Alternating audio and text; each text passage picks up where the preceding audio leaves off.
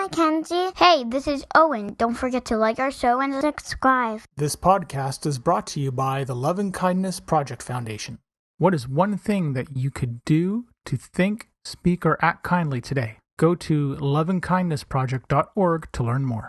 Before we begin this podcast, if you or someone you know is in crisis or needs emotional support, there are tools that can help. So get yourself a pen and paper or open a note-taking app on your phone or computer. Feel free to pause this episode while you get yourself ready. The episode starts at 1 minute and 6 seconds. You can call Talk Suicide Canada at 1-833-456-4566. You can text 45645, which is coming in the fall of 2023. In Canada, you can also call 988, the Kids Help Phone at 1-800-668-6868. The Trans Lifeline in Canada is 1-877-330-6366. And in the United States, 1-877-565-8860. Or call 911. You are not alone, and you do not have to be alone. I would like to honor and recognize the traditional and unceded territories of the Katzie, Kwantlen, and Semiahmoo nations on whose territory I live, work, and play.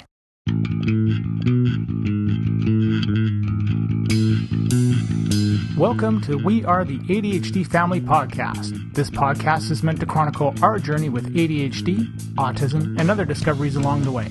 I reach out to advocates, experts, individuals, and other families that want to raise their voices and empower those on their journey. My name is Mark Smeets, and I am passionate about removing barriers for others through creating connections and building on strengths and practical problem solving. I am married to Siobhan, a parent to 2 wonderful kids, and all of us have ADHD.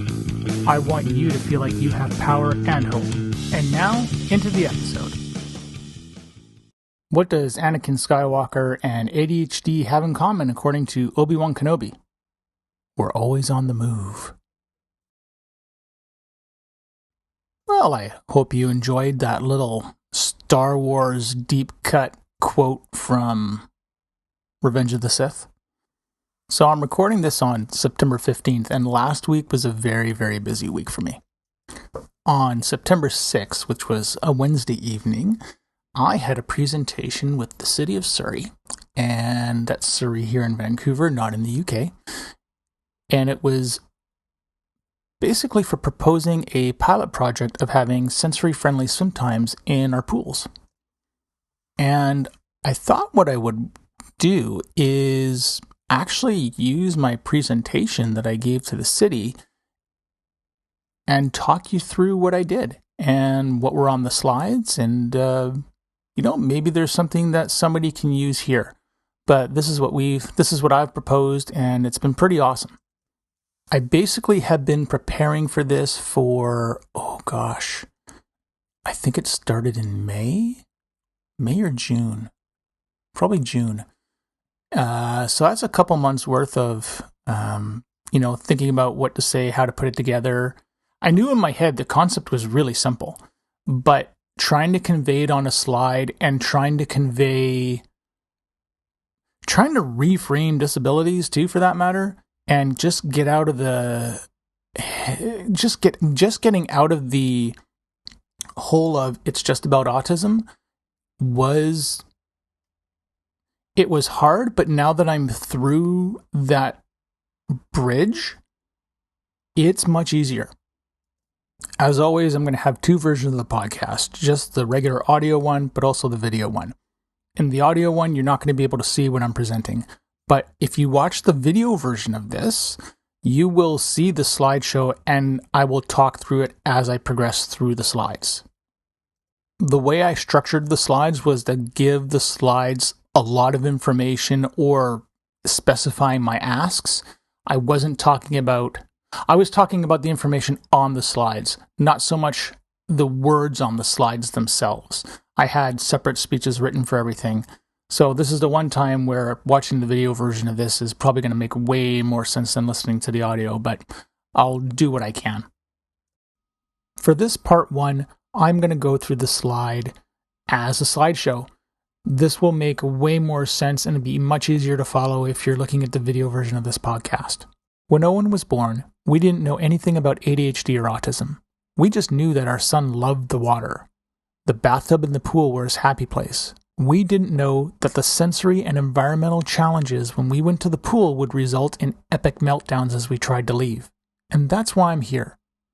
We understand what it's like to have people look at you and judge you when everything is falling apart. The music is loud, the lighting is bright, the noise from the crowds and water features can be deafening and scary. Lifeguards don't know how they can help. A pool manager doesn't realize that they can simply turn the music off and help alleviate some of the stress. This lack of awareness made my wife and I feel alone, isolated, and ultimately excluded. I am here this evening with 3 asks. Number 1, the creation of regular sensory-friendly swim times or a swim calming schedule. The options would be based on the current available resources that each pool has and doesn't require any special training. Number 2, updating city publications to include affirming language. We all know that the language we use is important to a person's self-identity. Words like accommodation, though, are outdated. Number 3, create a City Speaks survey for disabilities. To properly serve the whole disability community, like any good business, you need to know your customer. I commend the city for the work that it has done for physical disabilities, but it's time to expand our voice. Throughout this presentation, I hope I'll be able to answer 3 questions that may be on your mind. What is my fear? How hard is this to do? And who else does it? I want to thank all the groups and people that I have listed on this slide. Everyone's enthusiasm for this has been inspiring. The solutions in this presentation were gathered from the lived experience from my family and the neurodivergent community. Cities should adapt to our needs because we are an integral part of the community. As our city continues to grow, I know you want to keep making Surrey accessible. There is room for all of us. I have letters from some of the supporters with me tonight, but I know that there have been others that have emailed letters of support to your office as well. I want to take a moment and reframe disabilities and neurodiversity. They are not single-item issues. For example, at least 95.8% of all kids who are autistic have a second co-occurring disability. At least 90+% of all people who are ADHD have a second co-occurring disability. So disabilities rarely travel alone. What happens now is that ADHD and autism are lumped into just autism or just ADHD, but these are separate disabilities. This partly happens because other diagnoses are not funded or properly tracked, which means the numbers are underreported. For example, because autism is funded and tracked more closely, there has been a 167% increase since 2014 in diagnosed cases. The focus has to shift to include all neurodiversity. When you only mention one disability, this isolates. Terms like autism training or autism resource kit should really say supporting neurodiversity or sensory kit. Why are we making it just about one? If we can remove the common barriers, then you are supporting all neurodiversities, not just a select few. So turning off the sound system or adjusting the lights, it goes a long way for everyone. So let's talk about what's out there already. Most places just offer 1 day a month for something sensory friendly. They are at odd and inconvenient times, and that's not really accessible or inclusive. For example, the city of Coquitlam seems to have recently changed from 1 day per month to 2 days, but it's only for 1 hour and it's only at one pool. Coquitlam has 4 pools. While the timing may be inconvenient, the wording in the description of their guide is fantastic. I love it. Number 2, the Museum of Surrey has the first Sunday of each month closed for 2 hours, and I know it's closed down to the public. I do like the wording on the city's website that they have for the museum as well.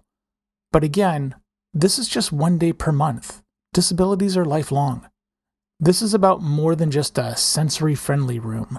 Or, why should families have to travel an extra long distance just to access a pool or a facility that's not in their community? Inclusion isn't about training. It's about awareness and dialogue. You don't need autism training to support all disabilities. When you see a behavior, that is the end result of a series of triggers that have overwhelmed someone. Triggers can be sensory or environmental. Find a way to communicate in a non-threatening manner.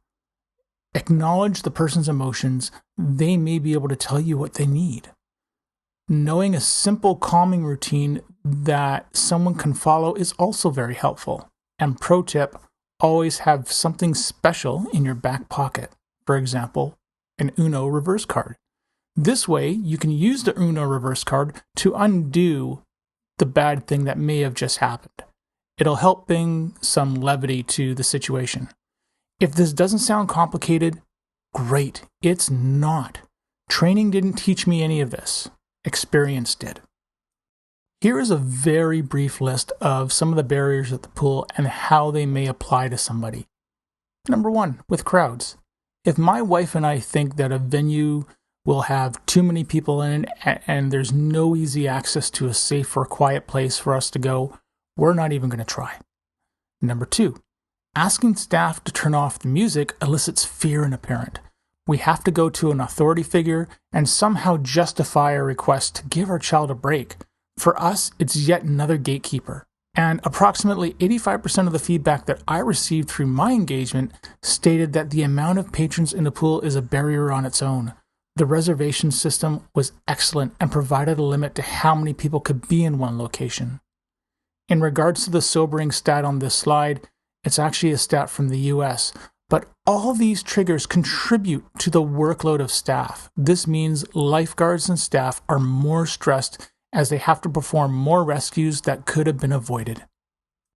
Here's my plan and proposal. Pilot location would be at the Surrey Sports and Leisure Centre in Fleetwood. The timeline for this would be 6 months, starting in October 2023, going to March 2024. Once this pilot has been completed, we can have a debrief, lessons learned, and then roll this out to other communities and facilities. The goal is to bring this to all pools and facilities across the city. And let's talk about why Fleetwood. Fleetwood makes sense.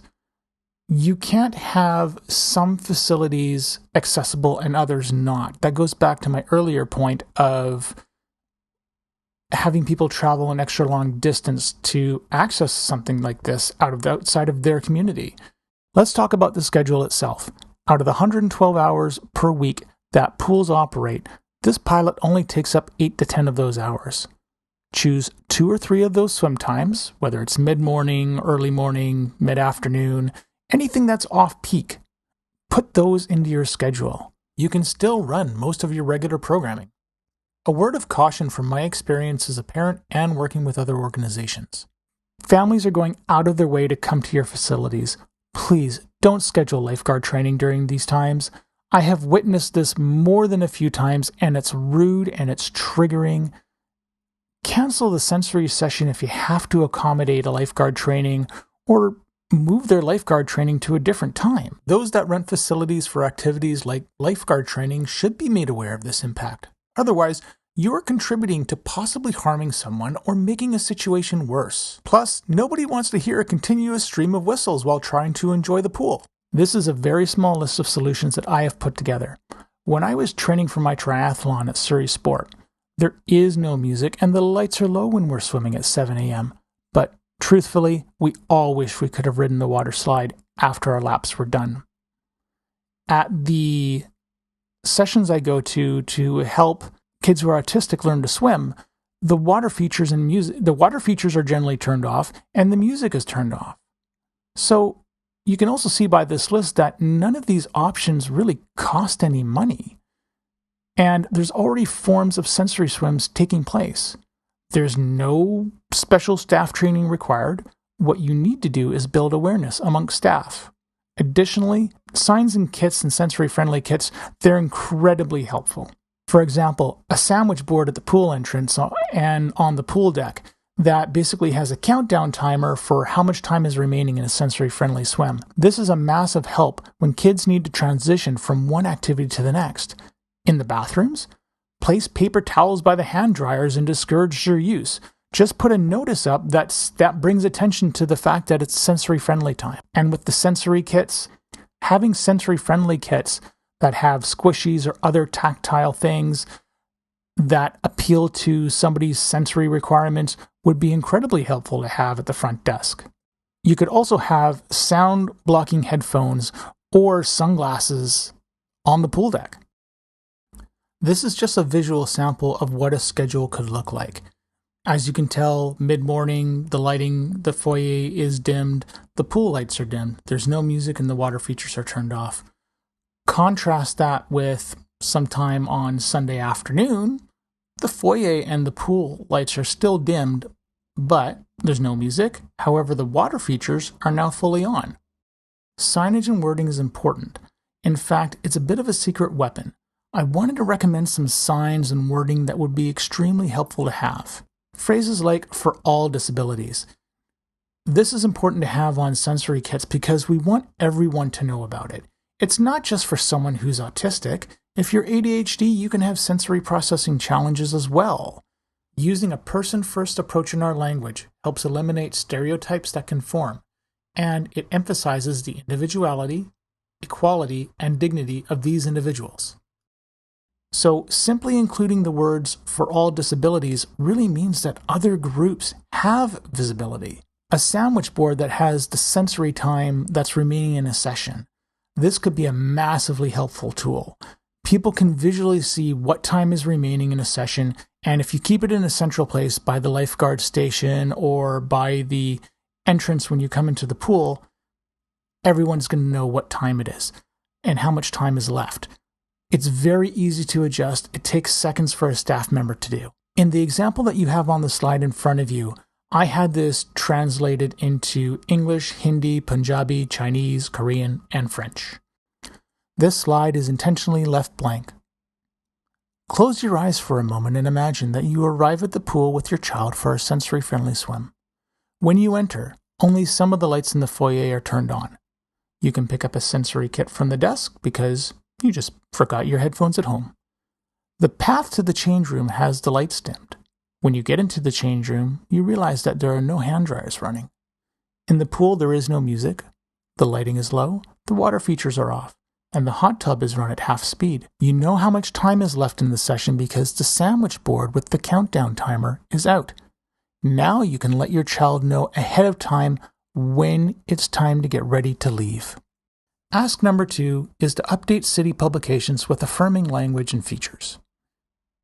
The language and terminology used in city documentation needs to be updated and written in plain language that is affirming and accessible. And there are 3 examples of this. The swim guide advertises adaptive swim lessons. Adaptive really should be replaced with accessible. Now, number 1. When applied in this manner, adaptive means that a person is less than a specific expectation. But number 2, the swim requirements to pass an accessible or regular lesson have the exact same criteria. So what exactly makes this adaptive? Number 2, a term like autism training or autism resource kit does not represent all disabilities. In fact, this isolates other disabilities and creates a barrier because many people think that a sensory kit may not be for them, and they won't approach the desk and ask. And in facilities, isn't it time to rename family change room to just change room? And when will all the male and female rooms and family rooms just be combined together instead of isolating the different genders? Just make the rooms big enough so you can accommodate large groups. I am also requesting that the City Speaks team collaborate with advocacy groups that I've suggested to create the most comprehensive and inclusive survey to date. No one is afraid to talk about their experiences, but many don't want to talk about it because it doesn't bring about any change. Wording and representation matter. Thank you all for taking the time to listen to this presentation. I'm happy to take any questions. All I'm asking you is to make facilities more inclusive and reduce the common barriers on a regular schedule so we don't have to try so hard to have fun. Thank you for listening to our show. If you're hearing this message, you've reached the end of the episode, and for that, I want to say thank you. I hope you have enjoyed what you've heard and are walking away with newfound knowledge. We are the ADHD family. See you soon for a new episode. I have 3 things to ask of you. Number 1, if you have any comments, questions, or guest ideas, please leave a comment on the Facebook page. Number 2, please leave us a review on Apple Podcasts or Spotify. It helps people find us. And number 3, if you want to be a guest on the show or know someone who would make a great guest, contact me through our Facebook page. This podcast is open to everyone. You don't need to be an expert, just passionate and want to see change. The opinions expressed by the host and guest are not associated with any employer or organization unless otherwise stated.